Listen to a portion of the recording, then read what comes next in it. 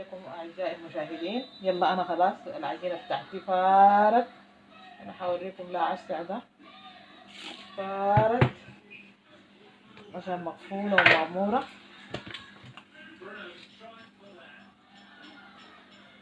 فارت يا شايفينها ما شاء الله قامت تمام مظبوطة. حقة البيضة طبعا الهنا ده أنا مغسلاه يا جماعة، بغسله طوالي. أنا هسه حقسمها على 2، حقسمها على 2 ياها.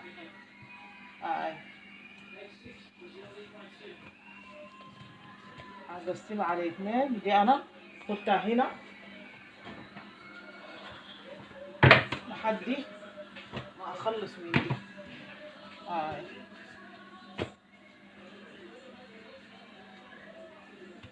بنفردها كده يا جماعة. احنا عندنا حقة الخشب ديك ما ينفع نعمل بتاعت الخشب. أنا عن نفسي لو عملتها بتاعت الخشب بتكتم. لو عملتها بتاعت الخشب ما بتقوم لي. فأنا عموما بعملها كده بيدي، بسويها كده بيدي وبحطها في الصينية. It's clean.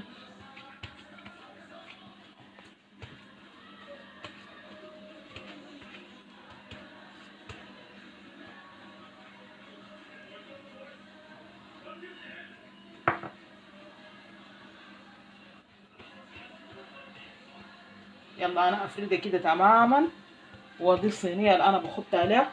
ويلا بوريكم البيزة أنا أحط لها بعد ما أفردها. أعزائي المشاهدين ويلا يا هو ده العجين بتاع البيزة اللي وريتكم ده. يا هو فردته وشوفوا كيف. ودي طبعا المكونات. Options. So we first have is garlic. I mean not garlic, onion. Then we have olives. You can put it everywhere. أنا دي لحمة مفرومة هنا. دي لحمة مفرومة، ممكن تعملها باللحمة المفرومة وممكن تتعامل بال اسمه شنو بالتشيكن عادي. So what we have is onions and olive. That's onion. Sorry, that's oil. أخضر. ده فلفل أحمر. Red capsicum. وده green capsicum. ودي جبنة موزاريلا. That's cheese.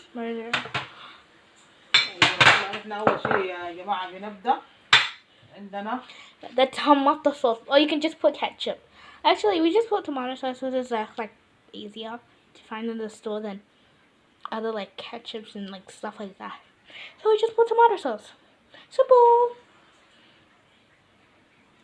عداك بنرجع لدي كمان. شايفين العجينة فايرة وماشا ما شاء الله قايمة ما شاء الله عليها. ديل الكوبايتين اللي أنا عملتهم قدامكم وانتوا شفتوا المقادير وشفتوا. It smells nice. It smells nice, but I'm fasting, so I cannot eat. Only until 5 o'clock. الفرشة دي بس بنسوي بيها طماطم صوص. في ناس بتحبها كتيرة وفي ناس على حسب الرغبة. على حسب الرغبة الطماطم صوص دي.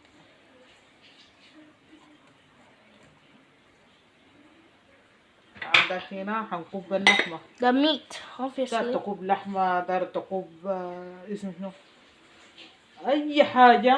chicken. You can put whatever you want. If you're a vegetarian, just put like only the vegetables. You can put whatever you want. But we just put like vegetable plus meat plus الحاجة الموجودة عندك في البيت دي حاجة يعني سهلة في أي بيت هي موجودة فيه.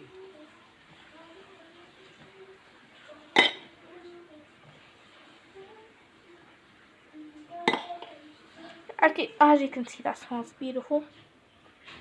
And it might take time in the oven, but it's alright.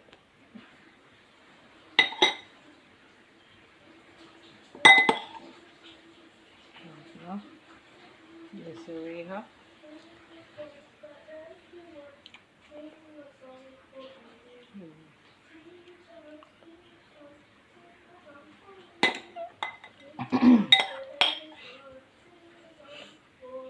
So guys, we'll come back to you in 2 minutes. يلا أعزائي المشاهدين رجعنا لكم تاني. Ah, يا هي شكلها. it's so good. هاي. Well, we have to eat at 5 o'clock because يلا أنا Ramadan. بعدها بدخلها في الفرن وبعدين أطلع عليكم وأوريكم بعد ما تستوي في الفرن. أعزائي المشاهدين Oh my رجعنا god. لكم تاني. It smells so nice, but يلا I يا can't eat it. هالبيتزا خلصت يا جماعة. وياهو شايفين شكلها كده، قربيها هنا شوية. شايفين الشكل بتاعها يعني بتاعت البيت هي ذاتها. طبعا أنا قطعتها قبل ما أسويها، حقت البيت دي طازة ونظيفة. شايفينها مستوية من تحت كيف. She wants to show you what it looks like. It looks good. Like, look at the bottom. شايفينها هنا. It's really good.